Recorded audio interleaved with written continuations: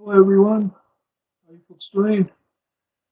This video, I'll be talking about Social Security, and it's my personal experience how I was able to maximize my Social Security benefits. So I'd like to share that information with you. Um, I researched Social Security before retiring and was able to use that knowledge to my advantage.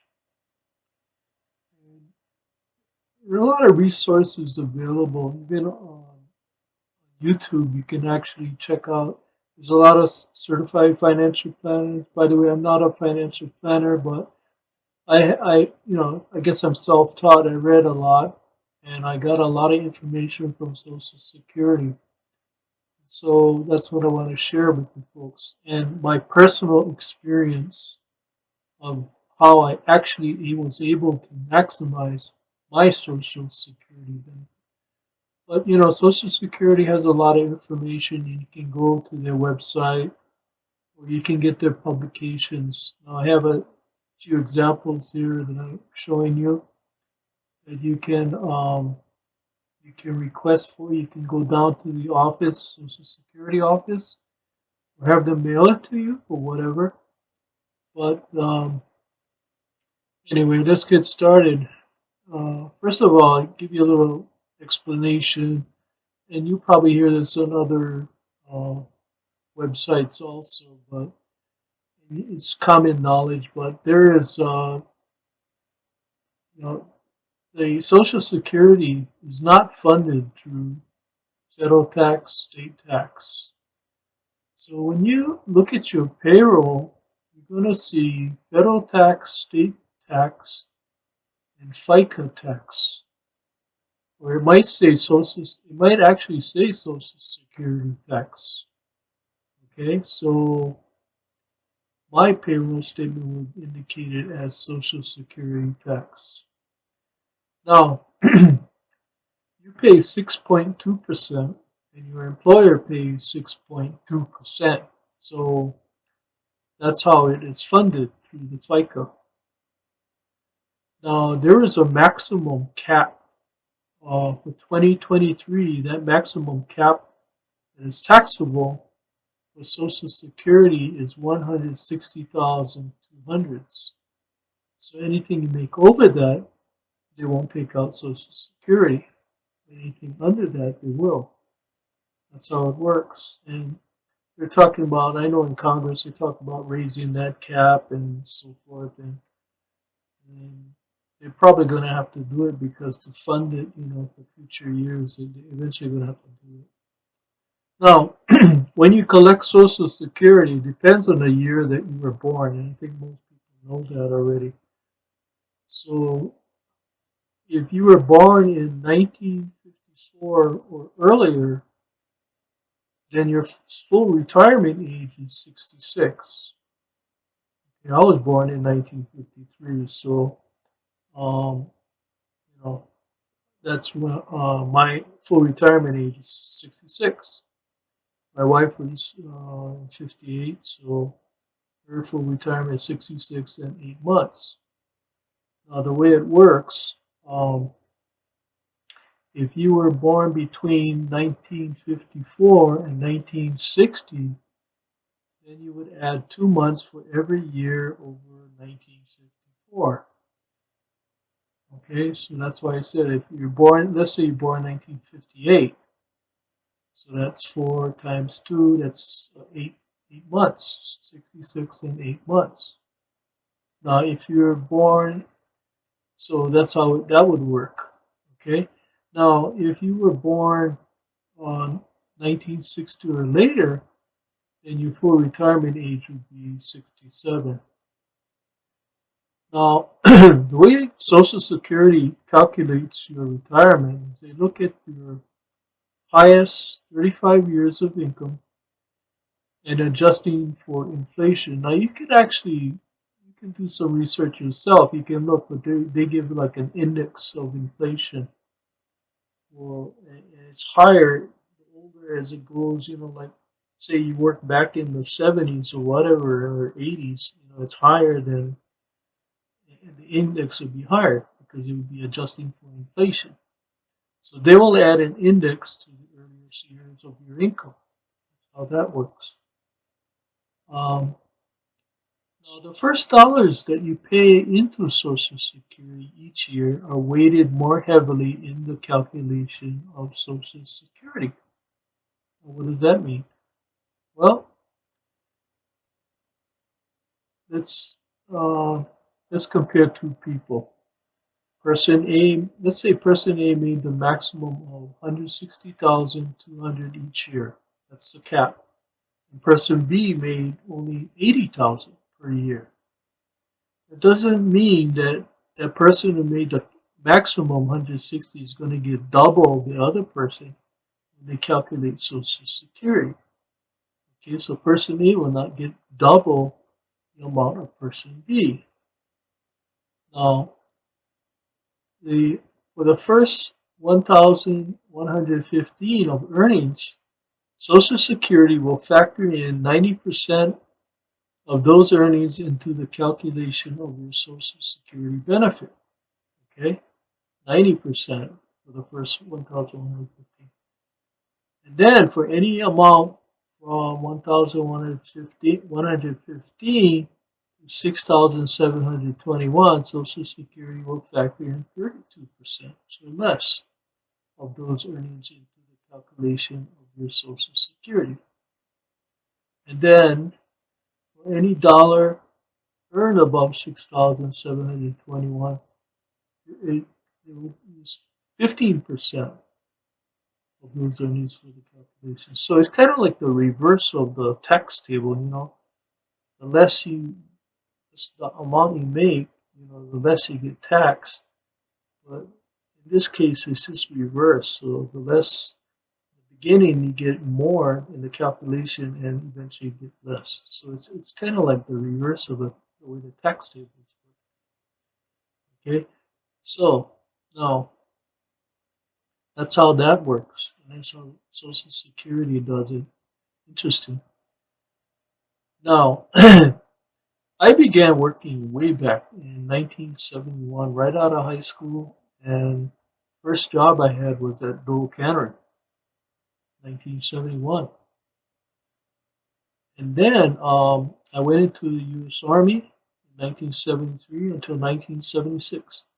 Now, if you look at the income in those years, not very much. I didn't make very much. I only worked in the summer at Dole Cannery, and I didn't make that a lot of money when I was in the army also. So, but if you look back and you look at the factor for inflation, they add the index and everything, it comes out quite a bit. But anyway, um, now, so the first year I actually worked full time, gained full employment was in 1978. Okay, I finished school in 1980, but in 78 I started working full time. Um, Now, I got married in 1980, and that's when I had full time employment, steady job as a technician, and eventually in my career I became service manager, training manager, etc. But my wife passed away in 2007, um, and I was 54 years old. And that is when I began learning about Social Security. I started reading up on it, learning about it. And what was interesting at that time is I started learning about survivors' benefits. Okay, that's important. Now, I found out that I could collect survivors' benefits as early as age 60. Okay, now the only way to qualify for survivors' benefits is if you don't remarry as a widow or widower until age 60. You gotta wait until age 60, you know. Uh, so everybody's situation is gonna be different. But in my case, hey, My wife, I was 54. I only had to wait 6 years, and I was dating during that time. I wasn't going to remarry right away. I was just dating women, and finally, and I met someone. And I was 59 years old. I told her, I said, I got to wait 1 more year before I can marry you. And she understood. I explained to her why. Um, that was to collect for survivor benefits. Now, if you apply for survivor's benefit now, as early as age 60, that's the earliest you can apply for it. You won't get the full amount that your spouse would have received at full retirement. Okay, but you get a decent amount. I got quite a bit. But in the beginning, and I gotta tell you, I gotta be honest, in the beginning, when I applied at age 60, I was still working. Okay, and I was making pretty good money. So I had a full-time job as a technician. Um, so even if you earn too much income when you qualify at age 60, they'll hold the money and they'll pay you later. It's not as if you're going to lose the money. They might not pay you the benefits right away. It might be delayed a little bit, but they will hold the money and they'll pay you later.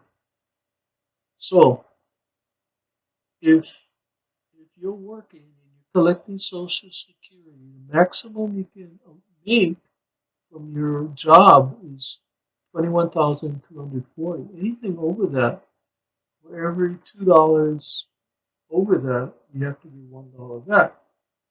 So when they redo the calculation the following year, how much your benefits will be, they might deduct if you made too much money from your employment. So if you're working and collecting Social Security, that's the thing. Um, they'll recalculate it the following year, and you might have to pay some of that money back. But I never had that happen to me because at that time, when I started collecting survivors benefits, that's when I changed jobs. I got an easier job. Wasn't making much money, but still under that cap of what they said. So I never had to pay Social Security back for making too much money. But I was collecting both an income and Social Security at the same time, which was nice, you know. And I did that for a while. Every year they're gonna increase it. They're gonna adjust for inflation and so forth. So you'll take that in consideration. Now, so that's how that works. Okay. Now, if you reach a full retirement age, like mine is 66, um, I think the amount you can make that year increases quite a bit. So you can make a lot more money if you're still working. I think it was, I can't remember, up to 40 something thousand. But anyway, you can make a lot more money. Um, and they won't take, you won't have to return any money. So the year that you reach full retirement, that year, that particular year, you can make more money. And then after your full retirement, if you're still working, um, there's no cap. You can earn as much as you want, and they will not. You don't have to return anything. That's how that works. Okay. Um, anyway, and I did work after full retirement, but I didn't. I never reached that uh, maximum. I never had to worry about paying back. So my full retirement age is 66. Now, let me explain about that. Now, because I was working and collecting Social Security at the same time, I could delay my own retirement until age 70. Okay? Now, it is called delayed retirement credits. Now, every year that you delay your Social Security, it increases by 8%. Okay? And that's simple. It's not compounded, it's simple interest. Now, so let's say for me, I collected at age 69. So that's 3 years after my full retirement. So 3 times 8 is 24. So I got 24% more than my full retirement that I would have received at my full retirement age, or 66. Now, when you apply for full retirement at that time, um, what they do is they look at full retirement, they look at the survivors benefit, and then they compare the two and see which is higher. Okay? Naturally, like I worked all those years, my full retirement was way higher because I started working. Well, my full time I started working full time around 70 or 80, 1980, and so that was what, geez, 13, no. Well, I actually applied for my retirement at age 69, and that was the year, that was last year, 2022. So 22 plus 20, that's 42 years, way past the 35 years that they look at. So, you know, the thing is, I recommend is work as long as you can, but you don't have to work. See, even like I said, explain to you how Social Security looks at the first amount I mentioned before, 1,115. First, and they look factor in 90% of that. So even if you get a job that doesn't pay much, okay, that goes on the record too. It's better than having a zero, because if you don't work that year, it's going to be a big zero. And that'll be factored in, calculated. But if you worked a little bit, know, the first 1,115 is 90%, so they're going to factor that in too. So, and then after that, 32%, 1,115 to 6,721, 15%, or 32%, sorry, 32%. So the more, first, what's important is the first, I guess, um, $6,721 that you make. Okay, that, and then after that it's only 15%. So what I'm saying is that even if you don't have or you're not making a lot of income, you know, say in your later years, or you just want to take let's say a part-time job, for example, you're older, and that's what I did. I didn't take a part-time, but I took a job that was not paying that much. It was a easy job. It was kind of like work was super easy, but I wasn't making that much as I was older. You know, after my regular job, like I said, I made a lot of money when I was a service manager and training manager. But my later years, as I got older, I wanted something easier. I still worked, still kept working, but I took an easy job. Finally, last year, I called it quits. As you can see, my shirt here says retired. I'm retired. I officially retired in December of last year, and now I'm getting Social Security. I'm not getting the survivors. Once you switch over to retirement, your own retirement, of course, you no longer get that survivors benefit. You can't get both. You get one or the other. Now, retirement too, the way it works, even if you're divorced and but if you've been married for 10 years, you still qualify on your ex's Social Security, or ex-husband or ex-wife, and you can collect off your spouse's or ex uh, wife or husband Social Security if you were married at least 10 years. Now, if you collect, another thing too is, if let's say you stayed home, took care of the babies and whatever, and you never worked at all. I mean, to earn an income, I'm saying outside, so you can still qualify for half of your spouse's Social Security when you reach full retirement age. So you still qualify for, even if you didn't work. You didn't contribute anything. As long as we're married and your husband or your wife was making any income, you still qualify for one and a half of the income. Okay, so that's important to know about spousal benefits. All this information, like I said, you can get it at the Social Security office. I used it to my maximum benefit, and I'm very happy I did that. I did some research, and I researched it early.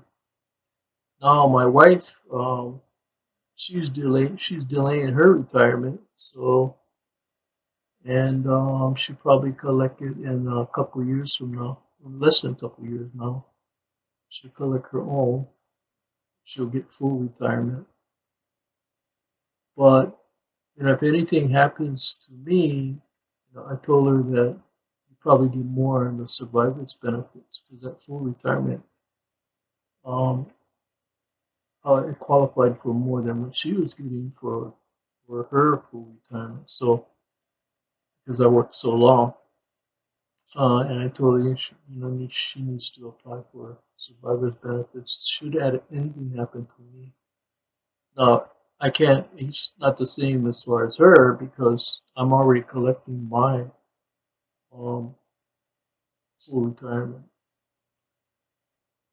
But anyway, that's how it works. You should do some research on it, especially if you're getting close to the retirement age. You're in your 50s. You're getting very close to, especially to age, getting close to age 60, because that's when you can first. Now, I think you can actually get it earlier than that if you're disadvantaged, but I wasn't too interested in that part.